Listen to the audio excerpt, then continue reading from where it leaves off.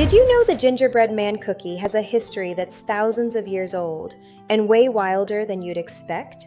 Today we're diving into the surprisingly epic story of how a simple spiced cookie went from ancient tombs to royal courts to sprinting through children's books yelling, "Run, run as fast as you can." Let's jump in. Our story starts around 2400 BCE in ancient Greece, where the first gingerbread recipe appeared. Back then, gingerbread was more like spiced bread, simple but special. The ancient Egyptians took things even further. They baked sweet, gingery honey cakes and placed them in tombs so pharaohs could enjoy a treat in the afterlife. Yep, gingerbread was literally good enough for kings, even dead ones. Fast forward to the Middle Ages, and gingerbread becomes the star of European fairs.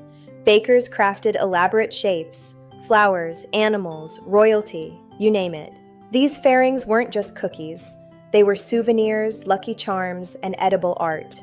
Thanks to expanding spice trade, ginger was more accessible, and gingerbread was suddenly everywhere, especially at celebrations. But the real turning point came in Elizabethan England.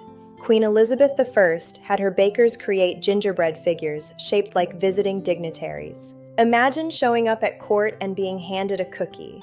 That looks like you. It was both a compliment and maybe the earliest diplomatic meme. From these royal creations came the gingerbread man, long before he ever ran away shouting catchphrases. Outside the palace, gingerbread got a mystical makeover. Folk healers crafted gingerbread figures as love tokens. Give someone a gingerbread man, and supposedly they'd fall for you. A romantic gesture, with a little food magic mixed in. The modern story of the gingerbread man, the runaway cookie who gets chased by people, cows, horses, and ultimately outsmarted by a fox, didn't appear until 1875 in St. Nicholas magazine. It was based on older European folktales, but this American version became the one we all know.